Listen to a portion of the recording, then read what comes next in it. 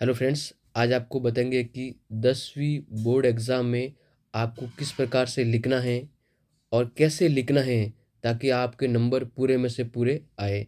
इसी प्रकार से एक माध्यमिक शिक्षा बोर्ड राजस्थान अजमेर के द्वारा जो एक नोटबुक चेक की गई है, जो कॉपी चेक की गई है, एक स्टूडेंट की है, उसने किस प्रकार से लिखा है ताकि उसको पूरे में से पूरे नंबर मिले हैं और उसी प्रकार से आपको लिखना है। मैं आपको बता रहा हूँ, देखिएगा। ये कॉपी है माध्यमिक शिक्षा बोर्ड राजस्थान अजमेर की। आप देख पा रहे हो, ये साइंस की है।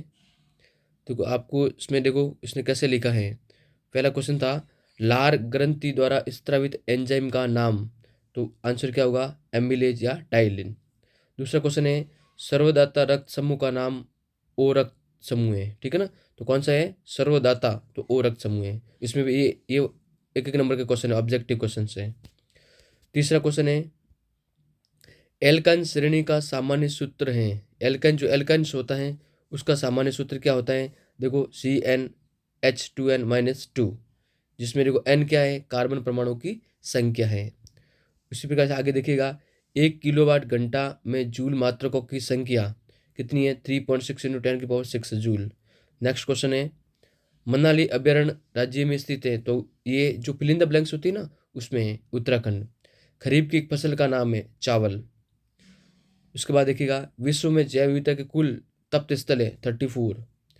रक्त स्ताप मापने वाले यंत्र का नाम है स्पेग्नोमैनोमीटर, है ना? तो ये सब फिल इन द ब्लैंक्स है। उसके बाद में देखो, ये भी फिल इन द ब्लैंक्स है, आप देख पा रहे होंगे।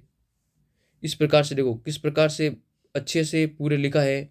राइटिंग भी एकदम अच्छी सी है, वर्ड को भी खुले खुले लिखना है। इसी प्रकार से देखो आप, इसका देखो डायग्राम बना के पूरा स्पष्ट किया उन्होंने। देखो, पृथ्वी की आंतरिक विवर्तनिक शक्तियाँ किस प्रकार से लिखी है, देखो आप।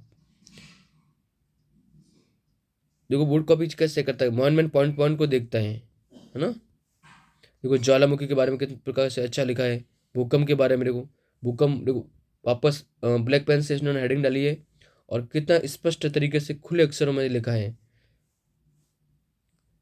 देखो, मृत जीवों के अवशेष को जीवाश्म कहते हैं। प्राचीन समय में भौगोलिक परिस्थितियों के कारण मृत हुए जीवों के शारीरिक अवशेष वर्तमान में पाए जाते हैं, जिन्हें जीवाश्म कहते हैं। रेडियो कार्बन डेटिंग के द्वारा जीवाश्म की आयु ज्ञात की जाती है।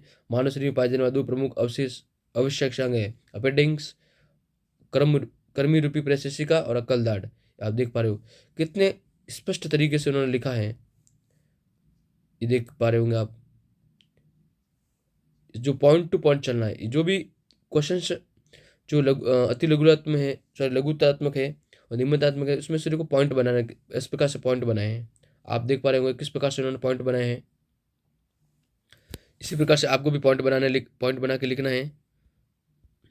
देखिएगा, विषाणु जनित रोग में देखो कैसे लिखा है, हेपेटाइटिस वगैरह। देखो, फ्लू, हेपेटाइटिस के बारे में उसके बाद धनात्मक उत्प्रेरक और ऋणात्मक उत्प्रेरक कैसे लिखा, देखो आप। एक साइड में धनात्मक उत्प्रेरक, दूसरे साइड में ऋणात्मक उत्प्रेरक, इसके पॉइंट। उसमें अपघटन, विद्युत अपघटन के बारे में। इसी प्रकार से आपको लिखना है ताकि आपको नंबर पूरे में से पूरे मिले।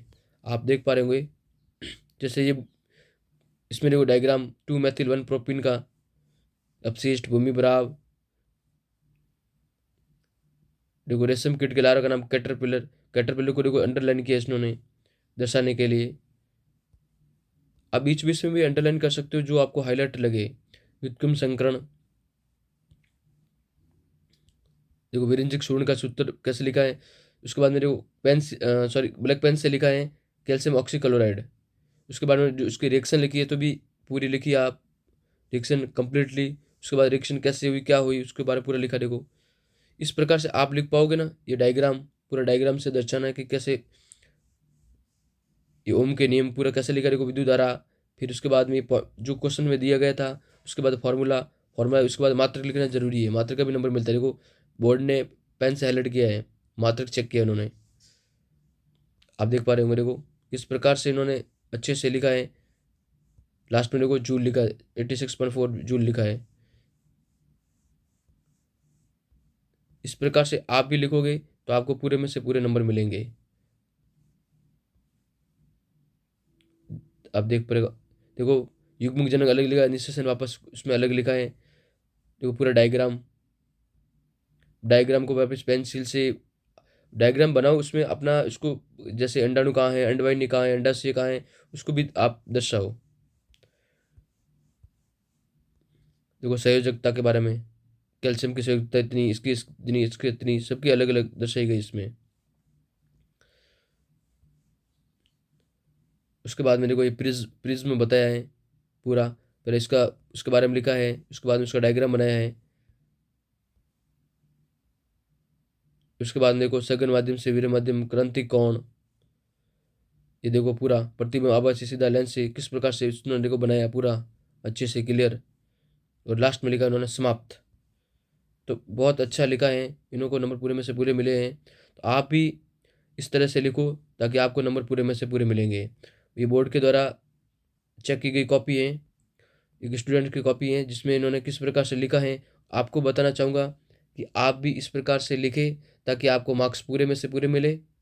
और अपने दोस्तों को भी बताएं कि बोर्ड में कैसे लिखते हैं ताकि आपको नंबर पूरे में से पूरे मिलेंगे। किस प्रकार से लिखने हैं आप वापस स्क्रॉल करके पूरा वापस देख देना कि किस प्रकार से लिखा है। तो आपको पूरा बता रहा हूँ मैं, इस प्रकार से आपको लिखोगे ताकि जिससे आपको नंबर पूरे मिलेंगे। ठीक है ना।